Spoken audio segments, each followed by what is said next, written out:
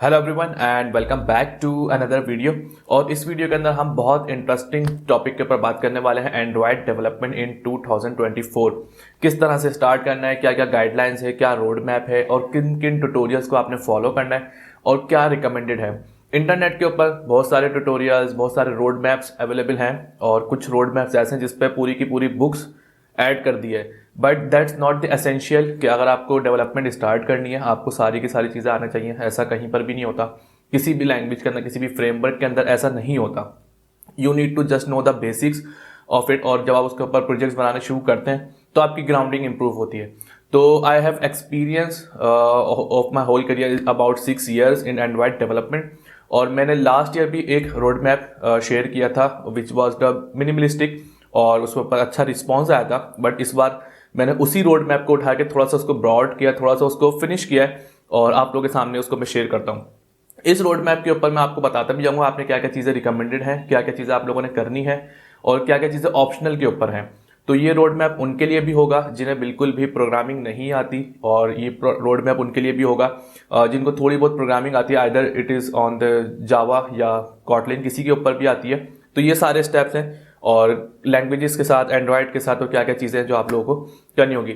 So let's start from my laptop screen. सो ये पूरा रोड मैप है जो आप लोगों के सामने अभी शो हो रहा है। इसकी जो राइट हैंड साइड है रोड मैप की, it's about the programming language, कि आपने प्रोग्रामिंग लैंग्वेज को कौन सी चूज करना है। तो यहाँ पे देखें मैंने लिखा हुआ प्री रिक्वेजिट। अगर आप लोगों को कोई भी प्रोग्रामिंग नहीं आती तो यहाँ पे आपने राइट साइड के ऊपर सबसे पहले स्विच करना है इस रोड मैप के ऊपर, और इसके ऊपर यहाँ पे लिखा हुआ प्री रिक्वेजिट और ऊपर लिखा हुआ जावा और नीचे लिखा हुआ है कॉटलिन। जावा ऑप्शनल इसलिए लिखा हुआ है कि जावा के अंदर ऊप्स और बेसिक कॉन्सेप्ट अगर आप सीखते हैं 2 से 3 हफ्ते लगा के, so it will be worth it in a long run. भले आप एंड्रॉयड के ऊपर काम करें, पाइथन के ऊपर काम करें, किसी भी लैंग्वेज के ऊपर काम करें, तो आपकी जब एक बार ग्राउंडिंग इंप्रूव हो जाएगी ना तो आप किसी भी फ्रेमवर्क के ऊपर काम कर सकते हैं। Android is just a framework. कल को आप फ्लटर पे काम करते हैं, कल को आप रिएक्ट नेटिव के ऊपर काम करते हैं, तो आपके ऊप्स के कॉन्सेप्ट, आपके fundamentals, variables, arrays, functions, data structures, इन सब के कॉन्सेप्ट आप लोगों के क्लियर होने चाहिए। तो जावा के अंदर आपने 2 से 3 हफ्ते लगाने, और यहाँ पे मैंने देखें इन सब के ना लिंक्स भी दिए हैं कि ये ट्यूटोरियल्स आपको कहाँ से मिल सकते हैं। तो मैंने काफ़ी अच्छे यूट्यूब चैनल्स हैं जिन लोगों के मैंने, जैसा अगर मैं फॉर सपोज इस पर मैं क्लिक करता हूँ तो ये मेरे पास चैनल खुलता है अपना कॉलेज का, और अपना कॉलेज की एक वीडियो है जावा के ऊपर जो आप लोगों ने कंप्लीट करनी है। 2 घंटे की वीडियो है, या आप 3-4 दिन के अंदर कंप्लीट कर सकते हैं। इसके बाद बेसिक ऑफ ऊप से इसको इन ऑर्डर करना है 1 और 2। जब आप जावा की कंप्लीट बेसिक अंडरस्टैंडिंग समझ लेंगे किस तरह से चलते हैं उसके फंडामेंटल्स, उसके बाद आपने ऊप्स के जस्ट 4 पिलर्स को कवर करना है: inheritance, encapsulation, abstraction and polymorphism. बिल्कुल सिंपल है, कोई उसमें कोई हार्ड एंड फास्ट रूल नहीं है, लेकिन फंडामेंटल्स पता होंगे तभी ऊप की इंपॉर्टेंस का आइडिया होगा। इसके बाद है हमारे पास कॉटलिन। जावा ऑप्शनल इसलिए है, अगर आपको थोड़ी बहुत भी फंडामेंटल्स आती है तो आप डायरेक्टली कॉटलिन के ऊपर स्विच करें। कॉटलिन रिकमेंडेड है और in future Kotlin he Android को लीड करेगी।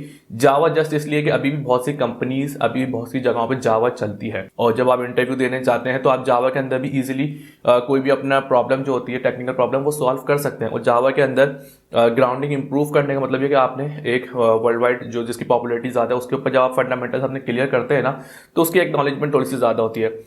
गलत मत समझिएगा, कॉटलिन यहाँ पे ऐसा नहीं है कॉटलिन कोई अभी नई आने वाली लैंग्वेज है, लेकिन बहुत सी चीज़ें जावा में आपको खुद से मैनुअली करना पड़ती हैं जिससे आपकी इंप्रूवमेंट होती है, लॉजिक बिल्डिंग आपकी इंप्रूव होती है। तो आपने यही चीज़ें कॉटलिन में करनी है। अगर आप जावा में इंटरेस्टेड नहीं है तो आप डायरेक्टली कॉटलिन में स्टार्ट कर सकते हैं। बट मेरा ओपिनियन ये होगा कि अगर आप एब्सोल्यूट बिगनर हैं तो जावा से फिर कॉटलिन पर आ जाएं, 1 हफ्ता 2 हफ्ता फिर कॉटलिन के ऊपर आ जाएं। थोड़ा बहुत भी फैमिलियर है डायरेक्ट कॉटलिन से फिर आप स्टार्ट कर सकते हैं। So that's about the right part of the road map. अब हम चलते हैं थोड़ा सा लेफ्ट पार्ट के ऊपर। ओके, सो लेफ्ट पार्ट के ऊपर चैप्टर नंबर 1 या सेशन नंबर 1 हम कह लेते हैं simple UI design. Simple UI design का मतलब क्या है कि हमारे पास कुछ लेआउट्स होते हैं जिसको हमें कवर करना होता है: linear layout, relative layouts and constraint layout. इसके अलावा और भी लेआउट्स हैं, फ्रेम लेआउट्स और भी तरीके की चीज़ें हैं, लेकिन हमें इस वक्त सिर्फ इन 3 लेआउट्स के ऊपर मोस्टली जो है नॉलेज हासिल करनी है। और इसके अंदर जो आपने इन तीनों लेआउट्स के अंदर कॉमन चीज़ देखनी है ना कि text view, edit text, button, images, इन सब की अलाइनमेंट्स कैसे होती है। अगर आपने लॉगिन फॉर्म बनाना है, edit text, email, password, sign up का पेज बनाना है, वो किस तरह से होगा। बैकग्राउंड इमेज लगानी है, उसके ऊपर प्रोफाइल पिक्चर राउंड सर्कल के अंदर लगानी है, वो कैसे होगा। इन सब के स्क्रीनशॉट्स भी मैं रेफरेंस के तौर पे साइड में अपनी वीडियो में ज़रूर शो करूंगा आप लोगों को, ताकि आइडिया हो कि किस चीज़ों के ऊपर मैं बात कर रहा हूँ। और लीनियर रिलेटिव कंस्ट्रेंट में जो डिफरेंस है ना, वो ज़रूर आपने एक बार देखना है कि लीनियर किस लिए यूज़ होता है, रिलेटिव लेआउट किस लिए यूज़ होता है, कंस्ट्रेंट उन दोनों का कॉम्बिनेशन किस लिए इंट्रोड्यूस करवाया गूगल ने। तो ये चीज़ आपने ज़रूर सर्च करनी है। जिसका मैंने लिंक्स दिया हुआ है ना, उसका कलर ब्लू हाईलाइटेड हुआ है, तो इस पर जब आप लिखेंगे, क्लिक करेंगे तो यहाँ पे यूट्यूब की वीडियो भी आ जाएगी जो आपने देखनी है और आपका ये टॉपिक क्लियर हो जाएगा। जिसका लिंक मैंने नहीं प्रोवाइड किया, जैसे डायलॉग है यहाँ पे चैप्टर 2 के अंदर, तो आपने लिखना है डायलॉग्स इन एंड्रॉयड डेवलपमेंट। यूट्यूब पे लिखें, गूगल पे लिखें, और यूट्यूब पे लिखें तो ट्यूटोरियल्स आपको इजीली जल्दी समझ में आ जाएगा। ऑलराइट, तो chapter 2 session 2 dialogues, bottom sheet, navigation draw, tool bar, bottom navigation bar. ये थोड़ा सा कॉम्प्लेक्स होगा। आपने ऊपर सिर्फ सिंपल डिजाइन किया था, एक्सएमएल किया था। यहाँ पे आपको एक्सएमएल के साथ साथ अपनी कॉटलिन के ऊपर भी काम करना है, डायलॉग्स बनाने हैं। डायलॉग्स किस तरह सक्सेस डायलॉग दिखाना है, एरर डायलॉग्स दिखाना है, किसी को आपने दिखाना है कि साइन अप सक्सेसफुली का डायलॉग एक बनाना है, कस्टम डायलॉग बनाना है। यहाँ पे इमेजेस भी मैं साथ साथ रेफर करता रहूंगा, वो आपने बनाना है। उसके 2 एक्शंस बटन होंगे, ओके और कैंसिल का। इस तरह के कुछ भी आप बना सकते हैं लॉजिक के ऊपर। फिर आपने एक बॉटम शीट बनानी है, कोई भी प्रोफाइल पेज बनाए, कोई भी ऐसी चीज बनाए जिसके अंदर बॉटम शीट का जो है यूज हो रहा हो, तो आप बॉटम शीट के अंदर वो चीजें यूज करें। Navigation draw, side hamburger menu से जो नेविगेशन ड्रॉ खुलता है जिसके अंदर आइटम्स होते हैं, उन आइटम्स के ऊपर आपने मेन्यू की एक लिस्ट बनानी है, उनके क्लिक्स के ऊपर आपने कोई ना कोई एक्शन परफॉर्म करवाना है। इसके बाद है हमारे पास टूल बार। टूल बार हमारे पास एंड्रॉइड में टॉप के ऊपर आ रहा होता है, जिसके ऊपर नेविगेशन बार भी होता है, जिसके ऊपर होम का आइकन होता है, सर्च का बटन होता है, सर्च का आइकन होता है, और उसके कलर चेंज होते हैं। उसको कस्टमाइज किस तरह से कर सकते हैं, इन सब की वीडियो भी आपको यूट्यूब पे इजीली मिल जाएगी। Toolbar in Android, how to customise toolbar in Android, इस तरह करके आपने सर्च करना है। तो ये टॉपिक आपको इजीली एक आध दिन के अंदर ही क्लियर हो जाएंगी। ये जितनी भी चीज़ें हैं, dialogues, bottom sheet, navigation draw, अगर आपकी थोड़ी सी लर्निंग कर्व के अंदर थोड़ा सा मसला भी आता है ना, तो 3 दिन 4 दिन बाद, इससे ज्यादा के ये टॉपिक्स नहीं है। ऑलराइट, तो नेक्स्ट है chapter number 3 advance UI. Advance UI को मैंने ना 2 पार्ट के अंदर तोड़ा हुआ है। अब इसके अंदर आप देखें मटेरियल डिजाइन कंपोनेंट। जब आप सिंपल डिजाइन देखेंगे, फिर कॉटलिन के साथ देखेंगे फंक्शनैलिटी को, फिर मटेरियल डिजाइन कंपोनेंट्स क्या चीज होती है। Material design component is a guideline which is coming from the Google, जहाँ पे मटेरियल 2 था, फिर हमारे पास मटेरियल 3 है। उसके उन तरह से हमें कुछ डिजाइंस की गाइडलाइंस मिलती है। हमें कार्ड व्यू कैसे बनाना है, हमें इमेज कैसे दिखानी है, हमें जो है लिस्ट व्यू कैसे बनानी है, हमें मार्जिन्स कितने रखने हैं, वो एक स्टैंडर्ड्स को सेट करते हैं जो आपने फॉलो करके अपनी एप्लीकेशन को ना रोबस्ट और मिनिमलिस्ट सी जो एप्लीकेशन आप बनाते हैं, तो उस गाइडलाइंस को आप फॉलो करके बना सकते हैं। इसके बाद है सेकंड पे recycler view with static item. Means के हमारे पास जो लिस्टिंग आ रही होती है ना, जैसे किसी भी आप ऐप के ऊपर खोलते हैं, जोमैटो, फूड पांडा, तो उसके ऊपर एक लिस्टिंग आ रही होती है फूड की, या किसी बुकिंग के ऊपर जाते हैं बुकिंग प्लेटफॉर्म पे, तो लिस्ट आ रही होती है। तो वो लिस्ट किस तरह से बनती है वो देखना है। स्टैटिक आइटम का मतलब क्या है कि आपने एक एरे लेना है, उसमें सारे आइटम्स रखने हैं आपने, और उसको स्क्रॉल अप करना है, कस्टम रिसाइकलर व्यू बनाना है, और इसका लिंक भी मैंने यहाँ पे दिया हुआ है। ये कुछ वीडियोस मेरी भी हैं, कुछ अदर यूट्यूबर्स की भी हैं, तो आई इनकरेज कि जिसकी भी वीडियोस अच्छी होती है ना, वो मैंने यहाँ पे रख दी हैं। और ऐसा नहीं कि आपने इन्हीं वीडियो से सीखना है, जो वीडियो आपको सूटेबल लगे, जो आर्टिकल आपको सूटेबल लगे, आप वहां से सीखें। ये जस्ट एक रोड मैप है जो हेल्प आउट करेगा आपको चीज़ों को अलाइन करने में, स्ट्रक्चर करने में, कि यार ये टॉपिक देख लिया, आप ये देखना, आप ये देखना, आप ये देखना, इसलिए। ओके, तो फ्रैगमेंट हैंडलिंग तीसरा पार्ट है एडवांस यूआई 2 का, फ्रैगमेंट हैंडलिंग। फ्रैगमेंट्स जैसे आप बनाते हैं, मल्टीपल फ्रैगमेंट्स आप बनाते हैं, तो उसके अंदर आपने ये देखना है कि यार एक फ्रैगमेंट से आप स्विच करें दूसरे फ्रैगमेंट्स पे, फिर दोबारा बैक आए, फिर आगे गए, तो आपने ये देखना है कि यार फ्रैगमेंट्स की डुप्लीकेशन तो नहीं हो रही। ये एक बड़ा मसला होता है एंड्रॉइड के अंदर, एक फ्रैगमेंट बार बार बैक करने पे ना बार बार ओपन हो रहा होता है। इस चीज की हैंडलिंग करनी है, तो उससे आपको अंदर चीजों को समझ पाएंगे, हाँ यार फ्रैगमेंट की हैंडलिंग किस तरह से करते हैं। ओके, तो coming up fourth part of the road map, integration of third party libraries. इसका बहुत इंपॉर्टेंट रोल होता है एंड्रॉइड में। इसके बगैर एंड्रॉइड डेवलपमेंट आप समझ लें इनकम्प्लीट है। आपको नेटवर्किंग करनी है, आपको लाइब्रेरीज लगाना पड़ेंगी, आपको कोई आर्किटेक्चर पैटर्न लगाना, आपको लाइब्रेरीज लगाना पड़ेंगी, आपको कोई भी गिटहब की कोई लाइब्रेरी, इमेज क्रॉपिंग की, इमेज कंप्रेसिंग की, कोई भी ऑडियो प्लेयर की लाइब्रेरी लगानी है, तो आपको ये पार्ट जो है बहुत केयरफुली फॉलो करना होगा। अच्छा, इसके अंदर सबसे पहली जो चीज़ है ना, एपीआईज को आपने समझना है। एपीआईज का अगर आपको आइडिया है, नहीं है तो यूट्यूब पर जाएं, एपीआईज क्या होती हैं और एंड्रॉइड में एपीआईज किस तरह यूज़ होती हैं, और मैंने यहाँ पे एक लिंक भी दे दिया है, सिंपल एपीआई, ये मेरी ही वीडियो है और इसमें मैंने कंप्लीट बताया कि गेट की एपीआई किस तरह से यूज़ करते हैं। उसमें जेसन का जो रिस्पॉन्स आता है, आइदर इट इज ऑब्जेक्ट है, एरे है, उसको डेटा को पार्स किस तरह से करते हैं और उसको शो किस तरह से करते हैं। तो आपने डेटा को शो करना है रिसाइकलर व्यू के अंदर। पहले हमने बात की थी कि किस तरह से स्टैटिक आइटम्स दिखाने हैं, अब बात आ रही है कि भाई किस तरह से एपीआईज, अगर 100 रिकॉर्ड्स आ रहे हैं, 200 रिकॉर्ड्स आ रहे हैं, वो स्टैटिक नहीं है, वो डायनेमिक डेटा है, तो उसको आपने रिसाइकलर व्यू के अंदर किस तरह से शो करना है, और आपने जो है पोस्ट के मेथड्स यूज करने हैं डेटा को सेंड करने के लिए। तो गेट की एपीआई, पोस्ट की एपीआई मस्ट है, ये सीखनी है आपने। इसके अलावा मैंने 2 लाइब्रेरीज और डाली हैं, इमेज लोडिंग लाइब्रेरी और audio player library. Image loading library glide, either Picasso, ये 2 नाम आप नोट कर लें।